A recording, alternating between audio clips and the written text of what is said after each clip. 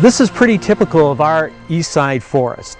We've got hundreds to thousands of trees per acre, all stressed and all competing for water and nutrients. This stand and the surrounding landscape is extremely vulnerable to wildfire.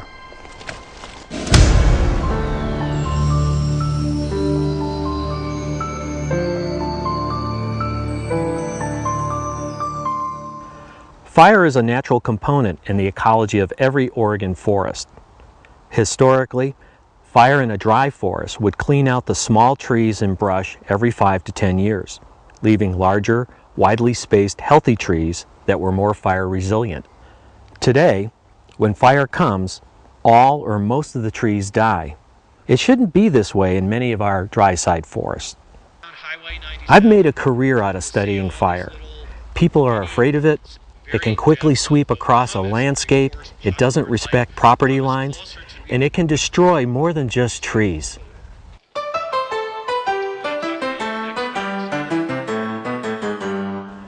Over 100 years ago, federal lands were set aside in huge public reserves.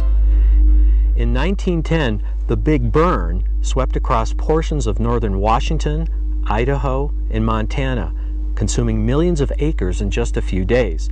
The public demanded fires be extinguished. Back then, people thought it was a colossal waste of timber when fire was allowed to burn. The thought really was, these are our forests, we need to protect them, even from natural fire. Over time, we became more and more proficient at fighting fire. However, without fire, forests everywhere in the West began to change. Due to the lack of periodic fire in these forests over the last century, we see overly dense white fir stands like this, competing severely for water, nutrients, and sunlight. We see trees beginning to die because of that competition and fall to the forest floor, which then become fuel for the next fire. So the focus now is on how to restore millions of acres of these dry side federal forest lands using active management. Active management to us means that you're going to try to do something, or you're going to allow something natural to happen that will try to bring that ecosystem back more in balance with what it was in the past. Well, I think we have the opportunity to treat stands, to bring them back into a more resilient condition, but do it in a mosaic way so that you're not treating the whole forest, you're treating the portions that will really, over the long run, help you reduce the risk of catastrophic fire.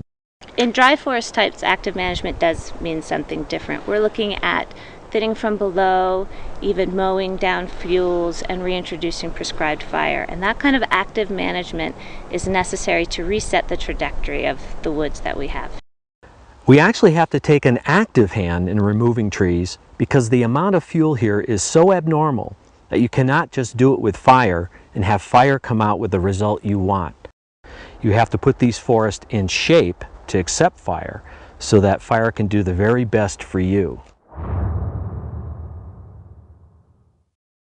We're working very closely with our partners and collaborators and communities and the science and research community to understand how we can best put our treatments in a mosaic across the landscape to meet multiple objectives and reduce the risk for large catastrophic fires.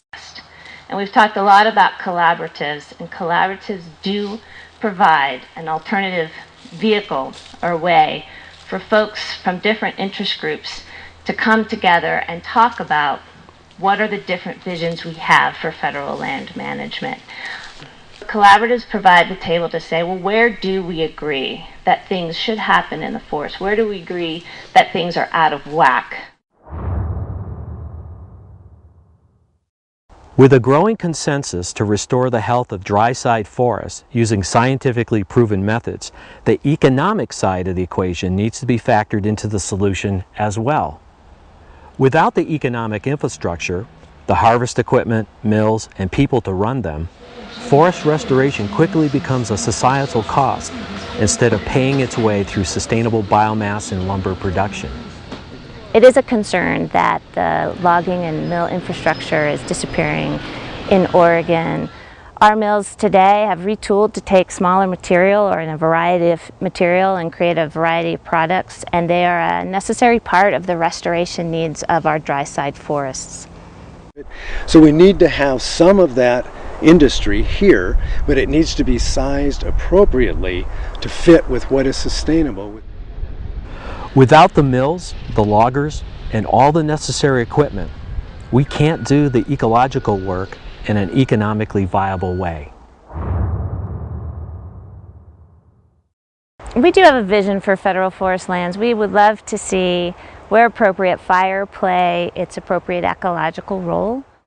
Then I think we've got some options, and people can get together and maybe we can help restore these forests back to their former glory. My vision for the forests of Central Oregon is that I hope that my generation of land managers leave it in a better condition than we found it, and we give future citizens and future land managers as many, if not more, options on how to manage this landscape than I had when I got here. So, to keep our dry side forests from getting further out of shape, we need to use scientifically sound restoration principles across the entire landscape. Restoring this to a sustainable and resilient forest should be a goal that we all share.